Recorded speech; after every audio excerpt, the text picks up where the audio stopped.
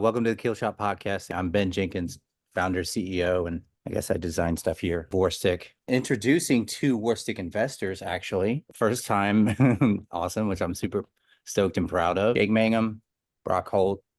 I don't know if introductions are necessary at all, but I appreciate you guys taking the time. I actually was thinking about doing an interview with Brock and then an interview with Jake, and I'm like, there's a similarity to you two. Now, this is in my mind. I think there's a similarity between you two that's very unique, even though honestly, you guys are very different type people in a lot of ways. And I want to compare and contrast what's similar about you guys and how you guys persevered through baseball. And as Jake continues to persevere through baseball, how we deal with it. The thing that I think is similar about you guys, I don't think I'm reaching too far when I say this. I mean this with the utmost respect. I don't think that out of the 5 tools that we grade baseball players on, that you guys are two that you just go and you grade the highest on all 5 tools, right? It's not just like, oh, it's super ability guy that gets, and let's face it, that guy gets the most chances. He gets the most leeway. He gets the most time to develop, all that kind of stuff, right? But you guys, when it comes to that 6th tool, you guys are clearly fantastic athletes. Don't get me wrong. But like, I'm talking about the freaks of nature in baseball. That tells me with Brock what you got out of that ability and took it so far for so long when probably everyone bet against you the entire time. It's got to be that the 6th tool is just fantastic. Like it's Pete Rose type mentality. And with Jake, I've always thought of Jake as that. It's kind of like there's a lot of athletic ability, but the meanness in his mind to compete is such an elite thing that I got to think it's why he's still continues to playing and sitting in big league camp right now. I don't know. Jake may be playing baseball till he's 43 because of what's in his head, right? So if you get where I'm going, it's Brock, you told me one time, honestly, that I'm paraphrasing, but it's basically like that you never should have done what you did. Do you remember saying that? Yeah, Like, yeah, I yeah. I don't mean, even I've get said into it. like to your career in all the things you did, but you Yeah, probably never expected to play as long as you did in the big leagues like you did and do the things that you did and enjoy it so much. So I just want to tap into that really is what I want to know is what about you made that happen beyond the physical ability? yeah. Like you said, Ben, I did a lot better than I was probably supposed to do. Right. I turned in a pretty dang good career for a guy who had one junior college offer coming out of high school. Like if I wanted to keep playing baseball, like I had to go to Navarro Junior College. That was my only opportunity. But yeah, for me, it was, obviously God gave me the ability to play baseball. I had good hand eye coordination. Like you're not going to get to the highest level without some sort of Sure. God given ability and the ability to hit a baseball, throw a baseball, whatever. But I always loved playing the game. And it was one of those things where you didn't have to force me to go to the cage and hit or force me to go take ground balls when I was a kid. It was like, hey, come home from school, Dad, you want to go hit me some ground balls? Yeah. And I think for me, that love for the game got me to have the career that I had. You were building on that ability, and for you, the trigger was just, I actually, truly, and genuinely enjoy it, which is I liked playing baseball and I wanted to continue to play. I can go to Navarro and play baseball. Okay. I like playing. I'll go there. yeah, I went to Navarro. I got bigger. I got stronger. I played against better competition. Out of Navarro, I could have gone anywhere really. I had multiple offers from different schools, chose to stay in Texas and go to Rice because I wanted to keep playing baseball. Went there, you play against better competition, you have success, you learn things along the way, you meet people, you meet coaches, you pick things up from different people, and every step you get a little higher, you play against a little bit better competition, you competing against these guys and you're having success. You feel a little bit better about, okay, I can get to the next level and be successful. You get there, same thing. It's a constant thing. And for me, it was just I wanted to see how far I could go because I enjoyed playing. I always wanted to be a professional baseball player. I didn't think I would make it to the big leagues until I got into professional baseball, until I was in the minor leagues and I started competing against other professionals yeah. and saw my talent and stuff stacked up against some of the other guys I was going against. Now, it takes a little bit of luck as well. Like, I mean, I don't know that I would have had the opportunities that I had some guys not got injured. right? Yeah. Like when I'm in AAA, some guys got injured. I got an opportunity. I ran with it, and it ended up working out for me. But for me, it was just the love of playing baseball, wanting to be great and proving myself. I think I said this with you and Ian on our podcast we did a couple of years ago. It was like proving myself right as Mhm. opposed to proving others wrong. A lot of people doubted me, but I wanted to prove to myself that, like, hey, I wanted to be a professional baseball player. I can make it happen. So, and I'm gonna flip back and forth between you guys. Along the way, along that path that you just said, okay, I had an opportunity to play here, but you probably experienced a high level of earning at bats along the way your entire career. Like you're constantly in this situation of, I'm not giving it bats all the time. I'm gonna have to do well here to earn this, to earn this, to earn this. And then we're looking at a guy right now who, how many damn times did this guy, Jake Mangum, earned at bats, got more at bats, kept going, that kind of stuff. And now he's sitting in big league camp doing the same thing. I'm fascinated by this idea of grinders like you guys who continually stay positive. And maybe that's not the way that you get through that, but when you're a freshman in high school, when you're a whatever year you're in high school, you're always somewhere where you're trying to prove yourself, right? It doesn't matter where it's sixth grade, 10th grade, junior in college, whatever it is, we're continually trying to keep proving ourselves because what? Because if we love playing, we want to keep playing, right? We all want to keep playing. It's like we all want to play as long as we can because we love it. Otherwise, I don't know what we're doing. Jake, like how have you continued?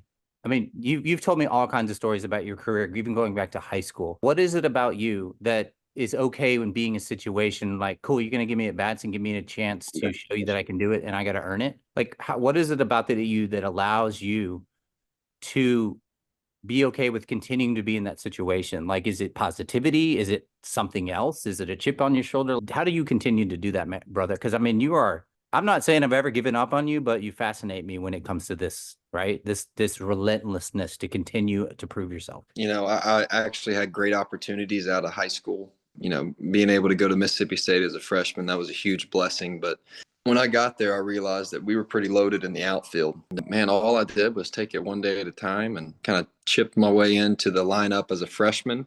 Mm-hmm. And like Brock said, you never really know what your ceiling is until you try it. And for me as a freshman, my goal growing up was I wanted to be an SEC baseball player. Growing up in Mississippi, there's no MLB team. Everyone's New Orleans Saints and Atlanta Braves fans where I'm from. Yeah. So everyone kind of rallies behind the colleges. And so my dream was to play SEC baseball. When I got to SEC baseball, it was all right, I want to be a 3-year starter. When I worked my way into the freshman year lineup, it was okay, let's make it 4 years.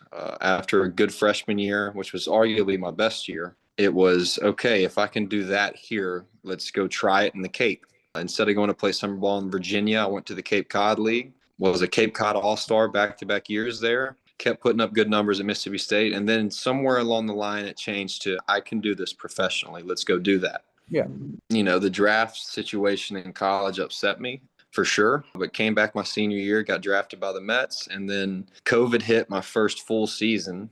So my first full year was 2021. I was 25 years old. And, I've never been to the big leagues. Brock, you had a fantastic career, man. Congratulations on that. Really is. Anyone that gets close to 10 years that's really hard to do. And, and I hear all these stories about like the pressure of the big leagues is what makes it so hard. Like, yes, there's the talent gaps, the biggest jump there is. Sure, but hitting a 95-mile-an-hour fastball is hitting a 95-mile-an-hour fastball or 100. You see 100 in AAA, you see 100 in AA. But I get that the stuff is consistently better in the big leagues. But the big thing I always hear is the pressure of the big leagues. And man, I look back and like for me, like when I think of pressure, it's man taking the field at 25 years old with 0 games under your belt in pro ball full season. And like that to me is pressure. I remember calling my dad like the night before opening day that year and just saying like, Dad, if I don't hit like right now, I'm done. Because you felt like Like, you didn't have much time. You had to go, go, go. Like I gotta get hits now. I gotta prove it now, which you should yeah, probably never say. You should never say in baseball. And I'm gonna ask you guys about this. I gotta get a hit. I'm 0 for 3. I gotta get a hit. And oh, it crosses your mind, but but for me, it's like absolutely taking what the we're gonna hit. field at that Yeah. age, at that level, it was like Like it wasn't a secret. Like if I have a bad year this year, I'll get 1 year and I'll be done. And I know big leagues is a different type of pressure. I don't know that. I haven't experienced it. I'm really hoping that this is the year. But that to me is like a different type of pressure that I felt. And to be able to succeed that year and keep having good years in the minors, like 80% of my pro ball career has been AAA baseball. So that's a blessing that I was able to skip low A, get out of high A quickly, spend about a year in Double A, and then now I've been in Triple A for 2.5 years now. You know, it's cool, but man, that's pressure. I'm curious about what you guys. It sounds like you both, what you had in common is you set big goals, but they weren't like, you didn't go from like high school to, hey, I want to be in the Baseball Hall of Fame. You said, hey, I want to continue baseball. I'm going to try to do, I'm going to do this and I'm going to accomplish this. And then, okay, now I'm going to expand my goal to, hey, I'm going to do this. And then I'm going to do this. So I think that's really important for kids to understand that you did set goals on yourself. You did set expectations for yourself, but they were decently realistic. That is kind of how pro ball works. Like when you're in high A, let's get to Double A. When you're in Double A, let's get to Triple A. You feet our plate, yeah. Yeah. Be the best at where you're at right now, so that and that's how you get to the next one. Best way to handle it is take it step by step. When you're in Pee Wee, figure out how to hit a fastball, figure out how to hit a curveball, and just take like each step at a time. Set goals, but don't jump too far. If you're in 6th grade, don't say I want to be a varsity starter. Say I want to be the best middle school baseball player there is. And then once you work into the starting lineup, put together a good year. It changes for everybody, but I do love Brock's story. What he said is pretty perfect in regards of how to handle things. That's what I try to do. You know, I got the AAA, then it was how do I get on the 40-man? I got on the 40-man. Now it's how do I get to the big leagues?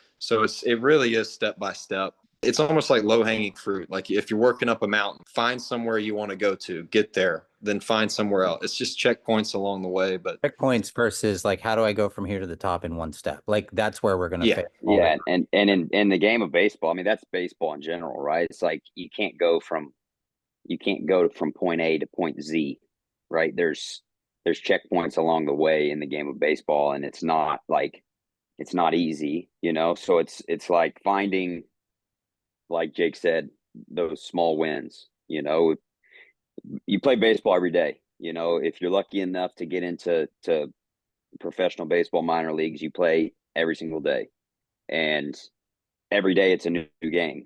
You know, it's like, okay, maybe I didn't have the best game. It is if that's your mindset. But a lot of us, maybe we have a bad week, and you really need to go to the next day as if it's a new day and that week didn't exist, because whatever happened. And like, that's kind of what I'm getting at with you guys is you're gonna, your trajectory, you both did this, right? You have a trajectory that's kind of going like this from whatever age up, and you're trying to get that to the highest point of the mountain that you can. But really your trajectory is, in reality, is kind of this thing where there's great days and then there's downs and there's up. And it's what I'm getting at is, what is it for you two guys that allows you on the bad days, to not turn, one bad day into 6 bad days, right? Like, I just don't know that you guys afforded the leeway to have a lot of those, because you're not Aaron Judge. You're not, you know what I'm getting at? You want the one pick. So how do we keep moving up that mountain, even though we're tripping along the way? What about y'all's personalities? It may be that Brock's a different type of way that he keeps positive and keeps going, and Jake triggers himself a different way. And that's kind of what I'm getting at today. Yeah. So what Jake mentioned earlier about pressure, like pressure playing in the big leagues, like once you get to big leagues, like for guys like me, like pressure my entire career. Because did you say you felt pressure your entire career? Yes. Perfect. Because I'm playing, like I said, I'm not the Aaron Judges, the Mookie Betts who signed the 10, 12 year, $300 million deal. Like, if I don't play well, I'm gonna have to figure it out the next year, and if I don't play well again, I'm gonna be out of the game. And same thing, like during the season, if I don't play well, the at bats are going to get smaller and smaller and smaller, and my playing time is going to diminish. So for me, I think it's an experience thing. I learned kind of later on in my career. I mean, I had a little bit of edge to me, I would say, like in high school, college years, early minor leagues. It was like, I took it real serious. I was probably not most fun person to be around when I wasn't playing well. But I learned later on, like once I got up I would say not until maybe 2013 when I was in AAA with the Red Sox, got traded over and I was playing poorly. I get called up when someone got hurt. As soon as they were back, get sent down. Someone got hurt, I'd go back up, I'd get sent down. So I was just boom, boom, boom, up and down, up and down. And I finally just said, you know what? I can't control any of that. It's making me a miserable person away from baseball. Yeah. And I need to change that because it's not fun. So for me, I think that was the time when I finally realized, like, hey, I need to enjoy this, do what I can. I believe in my ability. I believe in the player that I am. I believe I'm a big leaguer. So go out there and show the organization that you're a big leaguer. But how did you, And what changes did you make to make you a better guy off the field and just for your, I mean, honestly, yourself? And that's kind of what I'm getting at. It's an extremely hard game. It's meant to be. Our goal is like, it was great in the 70s because you could smoke cigarettes in the dugout and relax. yeah, I think it would be like, this is a game. It's fun. We can't do the cigarettes anymore, you know? So how do you relax enough to get to the point where you go, hey, I just need to enjoy this more?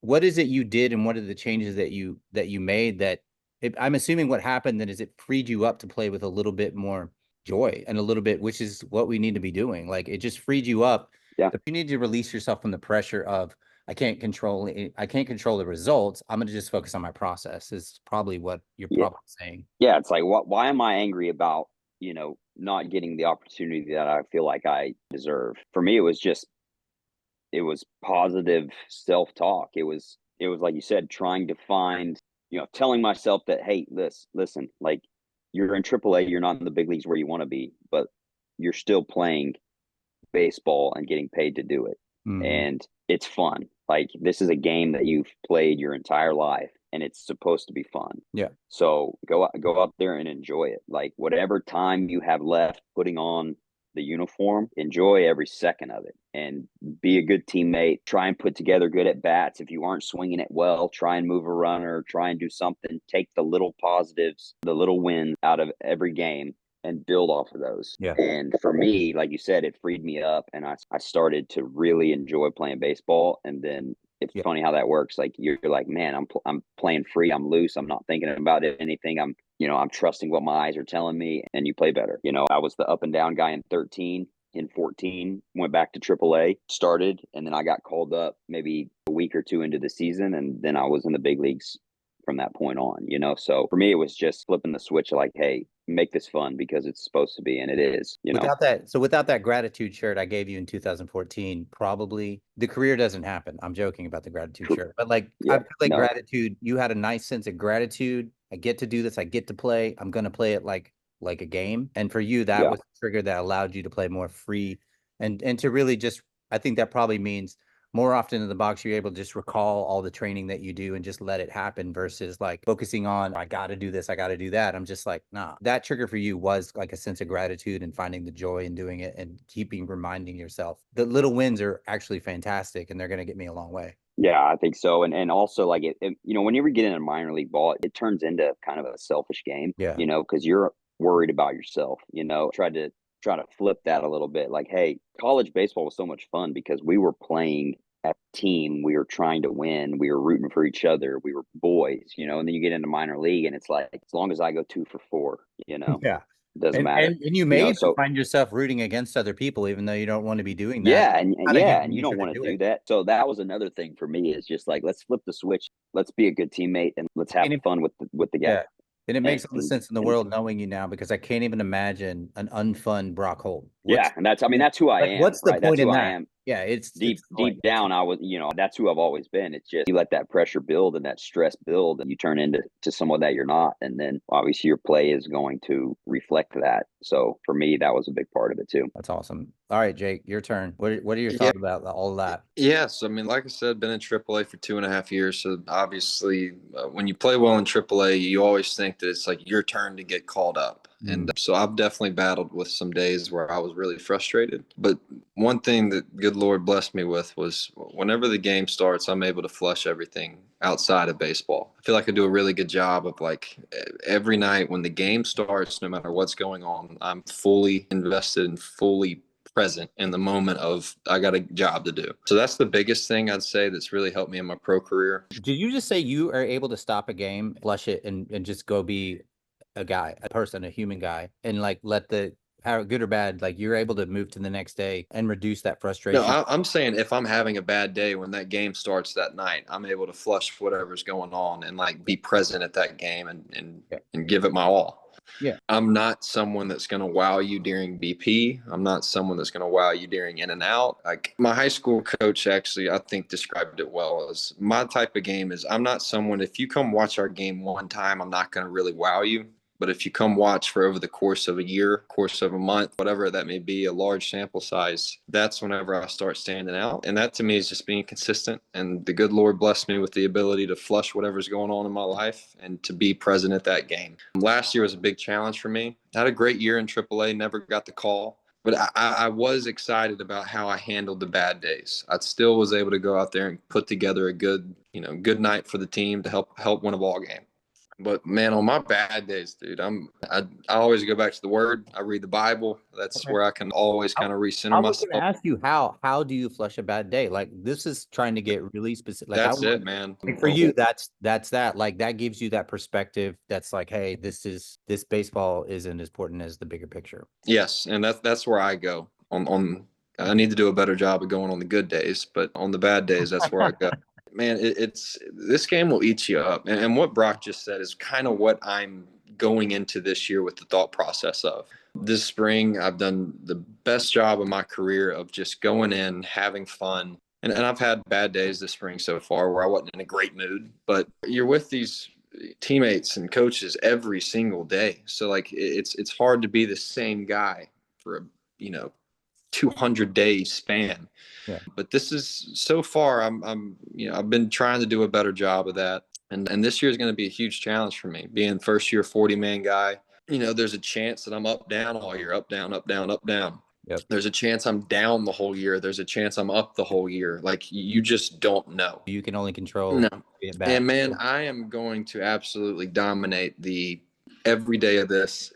No matter where I'm at, I have a job to do. I'm going to go try to get better before the game. And then during the game, I'm just going to go play baseball. I love what I do for a living. I'm 28 years old, get to play baseball. I'm going to do this until they literally rip the jersey off my back. So what else am I going to do, man? No, I get I've it. made it way farther than I ever thought I would. So I kind of hit a point this offseason whenever they added me and I was figuring out like, all right, what's going to happen? It always ends with, well, you got to go play well. No matter what, my support system, my family, my friends, like no matter what the conversation is, it always ends with, well, if you play well, good things will happen. I can complain about thing A. I can say that thing B is messed up. I deserve this. I disagree with that. But it just always goes back to, well, if I play well today, I'm going to trend up. And it was I want people to have to deal with on a common that if you don't play well, you don't get to play anymore. That's what most of the world is in baseball. I don't care, whatever age you're in,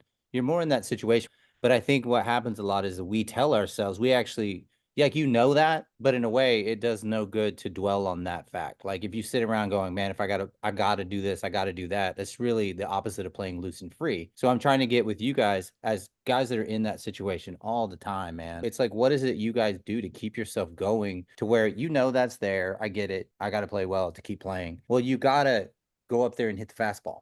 You can't think about that. Like, how do you guys, I want to get into like routines. Is routine and self-talk like maybe on deck and in the box something that's very important and something you have super dialed in over the years? Or is it like, nah, I don't even think about that? I can't imagine you guys didn't have pretty set routines so that, because look, what you just said, Jake, you said, I don't have the best attitude. There's days I ain't feeling great. I'm frustrated. I don't have the best attitude. But I don't remember ever getting many hits in a game when I had a bad attitude. I don't know that really exists. Like you got to step in into the box with a very good attitude about your ability and yourself, or you're dead. I don't think those things go hand in hand. You can be, pissed off, but still believe that you're going to get the job done. But Brock, what do you got, man? Yeah, I think honestly, it goes into preparation. I think, like Jake said, he's going to do whatever he's going to dominate the day, right? I'm going to get ready to play a baseball game. And then when the baseball game starts, he's not going to think about all the stuff he did prior to. He's going to play baseball. That's the biggest thing for me, is knowing what I need to do before the game, getting it done to where I can just go into the game knowing that I've prepared myself as much as possible to be successful. Yeah. And then whatever happens, happens. But I'm going to go out and I'm going to play baseball. But your confidence came from, you did have a good sense of, I did the work, I've built my swing, I feel good about it, I believe in it. Now whatever happens, happens. Yeah. Obviously there's days that you go into the game, you're like, dang it, my swing does not feel good. Yeah. And then it's just a battle, then it's just like, all right, I'm going to do the best I can and not get so caught up in the results. Even though baseball is a results oriented game, it's people get paid on results, people get promoted on results, but it's one of those things where it's like the less you can think about, don't think, but I don't think people, like kids, understand what don't think means, really. Like it's kind of like, it's too vague of a well, you can't get into the box and think like butterflies. If I don't get a hit right here, maybe I'm not going to play tomorrow. Because your brain's not in your body any direction towards what to actually do in the moment. No, it's like once you're in the batter's box, it's you versus the pitcher. And for me, I'm just trying to see the ball as best I can, put a good swing on it. Like that's all I'm thinking about in the box. I'm not thinking about anything else that's going on. I'm not thinking about my bad swings I had in BP or how bad my swing felt. It's like when I'm in there, I'm in there. I'm trying to do the best I can against the guy who's pitching. Sometimes I did good and sometimes I did bad. Yeah. I was talking to Nate Lowe, like Rangers guy Nate Lowe, and we were arguing about how many things can you allow yourself to think about in the box. And I was like, maybe two. And he's like, I think one. Like that's about it, right? Like everybody's different. But like for you, it seemed like all I'm doing now, I'm here, I trained, I'm going to track the ball, I'm going to put my best swing on it. That's about as simple as you can get. Unless you could say, well, I'm just going to track the shit out of the ball and let the rest just come out of me. But I don't know. I think tracking the ball is so important because it's obviously the hardest part of hitting. But I think kids need to realize, I realize sometimes when I look back, man, I would just go to the plate thinking, who's this guy? What are we doing? I'm like coming up with a plan as I come to the plate. And there's a reason that I played 1 year in minor league baseball. The routine really boils down to flushing out everything that's happened and focusing in on what's about to happen. It's as simple as that. So if there's a routine that gets you to that, it could be super useful. So that's just the same thing over and over and not changing it. I think I've seen younger kids, everything's looking great. They're having success. They hit a couple line drives. They get out. They start going, oh, something's wrong. So I'm going to hold my bat here instead of here. And it's like, no.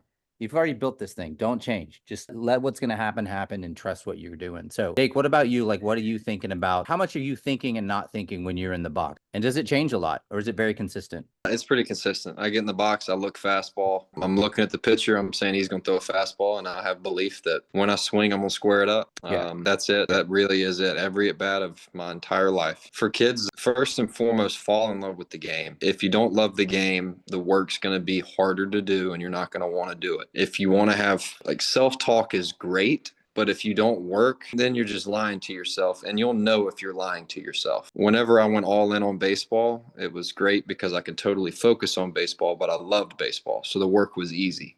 And I'm not advocating for anything, but I don't think, especially baseball, should be a sport you play unless you love the process of grinding in the cage and working on that swing and doing all that stuff. Do that. But if we don't get this other part right, we can't tap into what we've built ourselves into often enough to enjoy ourselves, right? So, obviously you guys never had a problem working. That's not a question. So I'm more asking, how do I let that work pay off more often by getting our minds out of the way? I'm thinking of a 15-year-old kid who's got his dad's up against the cage and he's talking to him pitch by pitch and the pressure of that and all that kind of stuff. I need results right now. I need results. And then if we don't get it, you can feel that. In youth baseball today, in high school baseball, you can just feel that tension in the stands, right? You can just feel that dread of failure in the stands. Very hard to find a group of fans that are enjoying watching their sons probably fail more than they would like. But you have to be able to somehow get in there and just what you guys are saying, I just simplify it to this and I flush things out is the talent. That's what I'm telling you is that's an extremely high level thing to be able to do. It's not just like, oh, I'm just going to stop thinking about everything else. Like, did you not have to work on that for a long time as much as you worked on hitting a backside line drive? I think the longer you play, the more people you run into, the more coaching you get, and the more people tell you what you should do or what you should change or how you should go about something. I think at a younger age, it's important to find those people who make you feel good, Yeah. who make you find those people who you bring you joy, who make you feel like a good player, who you trust the what they're telling you. Is that Adding how your pressure? dad was, Brock? No, I can't my even imagine. dad's There's no way. no. My dad was an athlete. He played football, ran track, but he never played baseball. So Oh, he had perfect. no idea what he Oh, was that's talking about. perfect. Like he would hit me ground balls and he'd throw to me and stuff, but he didn't tell me how to hit. He was more easily able to define success as you hit the shit out of that ball. Simple as that. Yeah, and he would want to be around and watch, right? Like he'd sit in the stands and he just, he wanted to just be there. He wanted to watch us take infield, watch us take batting practice. Yeah. So I mean that was good for me, but like I think it's finding those people who feel good and don't add that extra pressure, because the longer you play, the more people you're going to have in your ear telling you something or like, hey, I think you should try this or I think you should try that. And you kind of have to learn how to be your own coach. And like, obviously you're going to need some help along the way and you've got to find those people that you really trust. And you find those people along the way that build you up and make you a better player without putting extra stuff on your plate that you have to worry about. No, I dig. So a support system can come in many forms, but like it's definitely helpful that people can just keep giving you perspective behind the scenes, keep reminding you that, success isn't all about the results, things like that. So I think it's harder to do in theory, especially the younger you are. It's also a learning process to be able to learn to flush is also a process, and the younger they are, the more easily we get frustrated. But like Jake, absolutely. Jake, I have a feeling, I'm just being real honest, since Brock's like, I mean, you guys' personality is very different. Brock, I'm going to give you credit. He's a super funny guy, but I've seen you play pickleball and then like you're fierce, like fierce competitor. That fierce competitor's in there. So I am saying that exists. But for you, the outlet's kind of like, I'm going to enjoy life and I'm going to go crush this. Jake, you're about as intense as it gets when it comes to being a competitor. And I think the joy for you is competing, which is good. I mean, you're playing a sport where the job is to compete, but like, it seems like for you that flush, I mean, for someone who's intense competitor, and that's the main gist of your personality. And there's obviously more to you, but like when it comes to sports, you're a fierce competitor. You're a freaking warrior, but that intensity may be harder to flush moment to moment in bad days than someone who can just turn to fun a little bit quicker. Does that make sense? Man, I've learned just about anybody in Major League Baseball has got some sort of competitor in them that works for them. Man, a big thing for me is like it's easy to flush stuff whenever you really understand baseball. And what I understand from baseball is that it's meant to be like it's failure based. We know that it's preached all the time, but numbers, like when you just look at how are you doing on a season, numbers are like your numbers will skyrocket whenever you just hit a hot stretch. So it's really what are you doing in that middle ground? We all have our games whenever we just go crazy. Stuff just happens that is supposed to happen and it just works our way. And then everybody has their games where you don't know what you're doing. You're 0 for you are lost. You do not want a fifth at bat. Do not let me hit this fifth at bat. So what are you doing in like the middle ground days? Just the average day. Yeah. So like for me, an easy thing is I try to play every baseball game and bring home one thing a night. In spring training, it's a lot more difficult because you get a half game or, I've had 1 9-inning game so far. But in spring training, it really is like go get one thing and then you'll probably have a good half game. But in season, these full games, it's go get one thing. I had a manager tell me that advice one time, and I think it's the truest thing I've heard in terms of like how your season is doing. If I can go home after a game and get one hit, one stolen base, one diving play, one outfield assist, just one thing. If you look up at the end of the year, like you're going to have a good year. Yeah. And that's a simple thought process for me. A lot of guys that are going through struggles will be like, I got to go have a big night tonight. Well, no, you don't. Yeah. You need to go have a good first at bat. Yeah. You got out. Okay. I need to go play good defense. All right. And then you come back up to hit. I need to have one good at bat. So the thought process that I use, that I just need to go get one thing, it's awesome. Because if I can go get a hit in the first inning, You've succeeded. worst case, I'm going home with something. Yeah. And then I'll try to go find that second thing. Yeah. And then there's some nights where just things are clicking, man. And then I look back at the end of the night. Well, it's like, wow, I just went 4 for 5. Yeah. I made a diving play. I stole a base. Yeah. And those are the nights like it just happens. But majority of the time when I go to the field, I don't feel great. Something's up. Left-handed swing might feel great. Right-handed's off. There's just never any days when you go to the yard and just everything is just, I feel great. Life away from baseball is great. There's just so few days when just everything's clicking at the same time. So how can you simplify it and go get one thing? Yeah. That for me worked. It's helped a lot. Yeah, for sure. I'm not going to say it works, but for me, it has worked because it just allows you like just to take it at such a step-by-step approach. Yeah. I had someone tell me one time that past is where depression lies, future's where anxiety lies. So like, what can we do to bring it right where we are? And in baseball, we always think about what's tomorrow going to bring. Well, like, you're not really promised tomorrow. You're only like promised today. So like, go do your best today. And I'm not the best at this. Like last year was a tough year for me. I had a big year in AAA. Never got the call. You won the AAA batting title, but I hear you. Yeah, I did. And so there were a lot of days I went to the yard thinking like, today's the day. Yeah. It didn't happen. Yeah. And I let it get to me, but I was able to use that as like, let's work harder. When you do face those like moments where things don't go your way, use it as motivation. That's also something that's helped me. Oh. Like for a little kid, if you don't make the travel ball baseball team, work harder. Because if not, it's just going to eat you up and just going to hurt you. But Brock, you got something? Yeah, I got something for you, Jake. Yeah, you won the AAA batting title, right? Last year, didn't get called up. I just want to encourage you to just, it happens fast because 2011, I played AA team, hit 290 something. 2012 rolls around, I repeat AA. I'm leading the Eastern League in batting the entire year, playing well, can't even get called up to AAA. We've got a couple guys ahead of me, prospects. We've got some older guys in AAA.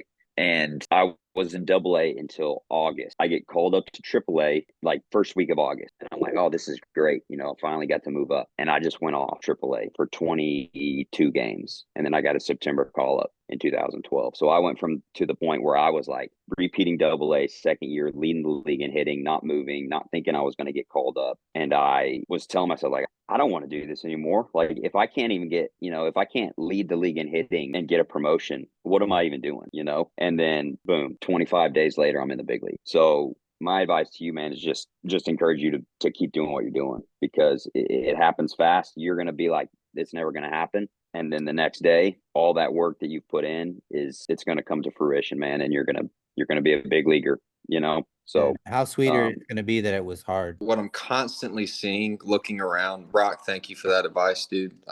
I'm just going to keep going. What else am I going to do, man? I feel good. Love the game.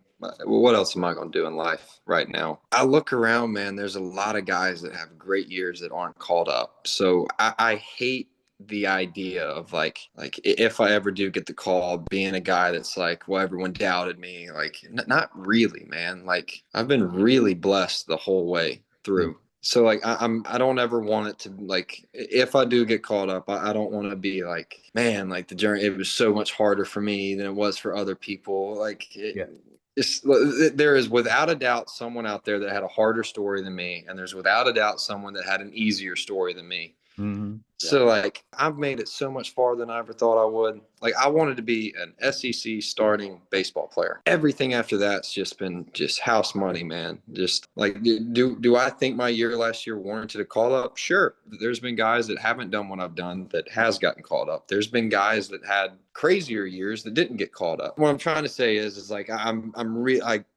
a big goal for me this year is to be where my feet are. I came into spring training knowing I'm ready to perform, but I'm going to have the expectations that I'm going to AAA. I've never debuted. I'm in big league camp. I'm not a part of the Tampa Bay Rays. I'm part of the organization, but I'm not a Tampa Bay Ray. I'm a Durham Bull that's been added to the major league roster that is at camp. So I'm going into this year picking up right where I left off. I had a good year in Durham. I'm still a Durham Bull, really, you know what I mean? So like I'm expecting to go to AAA, but that does not mean that I don't like go in every day saying like I'm working to be a big leaguer. I believe I'm a big leaguer. So that way, worst case, they send me out of camp the next couple of weeks and they say you're going back to Durham. That way I'm not just like devastated. You know, last year when I got sent out of camp, I was really pissed off and handled it not how I wish I would have. This year, it's a completely different approach. I'm going to trust that God has me exactly where he needs me to be. So I'm going to go day by day, do what I need to do to get better, do my best, and just go play some baseball, man. Like it's been so much fun to take the field, man. You All both that have work key- you do in yeah. the off season for months and months, it's like it gets old. But that feeling of like when you work hard and you take the field, that first game of spring training, it's like, all right, now we just go do.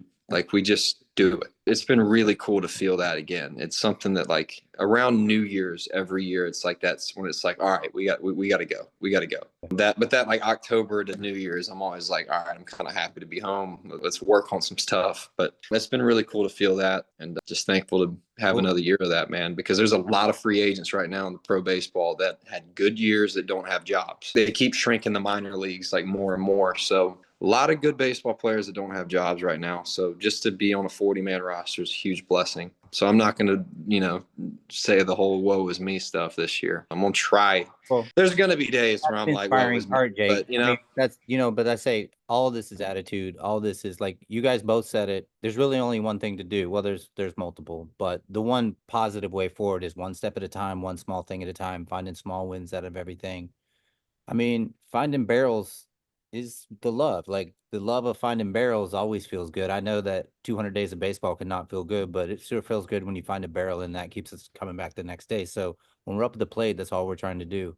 And when I look at this conversation and I think of 15, 16-year-old kid, I just think, listen to these guys boil it down to, I hate when people say when mom screams, have fun, because it's not instructive, but appreciate that you get to go do it. And I get a chance to barrel the ball right here. And then if it doesn't happen, I'm gonna flush it and I'm gonna go do it. I'm gonna go try it again. Like it's just as simple as that. You guys both said don't try to go from point A to point Z. And that's where real frustration can occur. Like right with you, Jake, right now, I'm assuming that an older, vet player in your organization would tell you, don't go try to change who you are, like Brock learned. Don't go try to change who you are to be what you're not. Just keep being who you are. And if that's what you're meant to be, and you got to keep being who you are, doing the small things, man. And just someone told me recently that there's no coincidences in life. And I'm starting to believe that more and more. But when your house burns down, sometimes your mind starts to think, well, what is it telling you? What is it learning? What is it teaching you? And you both guys obviously both see failure as just a teacher. And all these players, that's the one common thing that I've started to learn, whether it's the Michael Youngs or the Kinslers. It's this elite ability to not see failure as catastrophic, but it's to see failure as just the next thing I got to learn. So I'm going to go do it. Like that's so